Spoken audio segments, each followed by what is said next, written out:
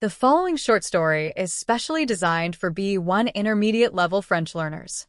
It features more varied vocabulary, intermediate grammar structures, and a richer, more detailed narrative to support language expansion, strengthen reading comprehension, and encourage deeper engagement with the language.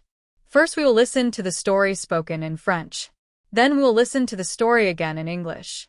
Be sure to follow along with the subtitles, and to maximize retention, consider listening several times. Le visiteur de la nuit. Liam, Oé et leur cousin Noah étaient ravis de partir en camping pour le week-end. Ils en parlaient depuis des semaines. Le plan était simple, passer 2 nuits dans la forêt, dormir sous tente, cuisiner sur le feu de camp et profiter de la nature. Leurs parents les ont déposés au terrain de camping vendredi après-midi. Le soleil brillait, les oiseaux chantaient, et une légère brise faisait bouger doucement les arbres. C'était une journée parfaite pour être dehors. Ils ont monté 2 tentes, une pour Liam et Noah, et une autre pour Zoé. Ensuite, ils ont ramassé du bois et construit un petit foyer avec des pierres. Le soir venu, le feu brûlait et l'odeur des guimauves grillées remplissait l'air. « C'est génial !» dit Noah en croquant sa guimauve. « Meilleure idée du monde !» ajouta Zoé. Ils ont raconté des histoires, ri ensemble et regardé les étoiles apparaître une à une dans le ciel. Vers 22 heures, ils se sont sentis fatigués et sont allés dans leur tente. La forêt était calme, à part le bruit des grillons, de temps en temps, celui d'un hibou. Liam se réveilla au milieu de la nuit. Au début, il ne savait pas pourquoi. Puis il entendit quelque chose. Frouche, frouche, crac. On aurait dit des pas à l'extérieur de la tente. Il se redressa rapidement. « Noah, réveille-toi » chuchota-t-il. Noah ouvrit les yeux. « Qu'est-ce qu'il y a ?»« Écoute, » dit Liam. Ils restèrent silencieux. « Frouche !» Le bruit recommença. « C'est peut-être un raton laveur » dit Noah, essayant de rester calme. « Ou un ours » chuchota Liam. Ils se figèrent. Soudain, il y eut un craque sonore, une branche venait de se casser tout près. Liam attrapa sa lampe de poche et ouvrit lentement la tente. Il pointa la lumière dehors et retint son souffle. 2 yeux brillants le regardaient dans l'obscurité. Liam cria. Oé entendit le cri et sortit de sa tente, sa propre lampe à la main. « Qu'est-ce qui se passe ?»« Il y a quelque chose là-dehors, » dit Liam, tenant toujours la lumière en direction des arbres. Puis la créature entra dans la lumière. C'était une chèvre. Une chèvre blanche avec un collier rouge. Oé éclata de rire. C'est juste une chèvre. Les garçons se regardèrent, surpris et un peu gênés.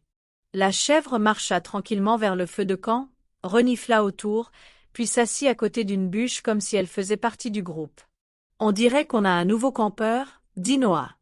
Le lendemain matin, ils trouvèrent une petite médaille sur le collier de la chèvre. Il y avait écrit Milo et un numéro de téléphone. Ils appelèrent le numéro avec le téléphone qu'ils avaient apporté pour les urgences.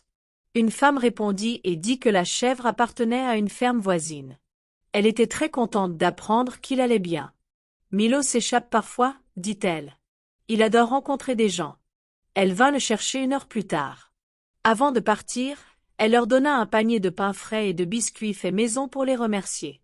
Plus tard dans la journée, les 3 enfants étaient assis autour du feu, mangeant des biscuits et reparlant de la nuit. « Je n'arrive toujours pas à croire qu'on a eu peur d'une chèvre, » dit Liam. « Eh bien, il faisait sombre et mystérieux, » répondit Zoé. « Ça aurait pu être un monstre de la forêt. » Ils éclatèrent de rire. Cette nuit-là, allongés dans leur tente, Noah demanda. « Tu crois qu'on aura un autre visiteur ?»« J'espère que non, » dit Liam, « sauf si c'est encore une chèvre, avec des biscuits. » Ils s'endormirent tous avec le sourire. The Night Visitor. Liam, Zoe, and their cousin Noah were excited for their weekend camping trip. They had been talking about it for weeks. The plan was simple: spend 2 nights in the forest, sleep in tents, cook food over the fire, and enjoy nature. Their parents dropped them off at the campsite on Friday afternoon. The sun was shining, birds were singing, and a light breeze made the trees sway gently. It was the perfect day to be outside. They set up 2 tents, one for Liam and Noah, and one for Zoe. Then they collected firewood and built a small fire pit with stones. By evening, the fire was burning, and the smell of roasted marshmallows filled the air. "This is awesome," said Noah, taking a bite of his marshmallow. "Best idea ever," Zoe agreed. They told stories, laughed, and watched the stars appear one by one in the sky. Around 10 p.m., they got tired and went into their tents. The forest was quiet except for the sounds of crickets and an occasional owl. Liam woke up in the middle of the night. At first, he didn't know why. Then he heard something.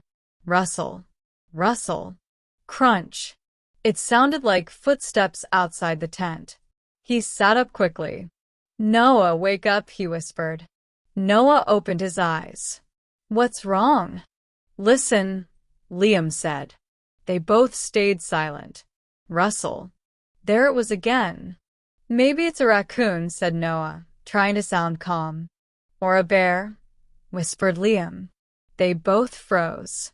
Suddenly, there was a loud snap, a stick breaking nearby. Liam grabbed his flashlight and slowly unzipped the tent. He pointed the light outside and held his breath.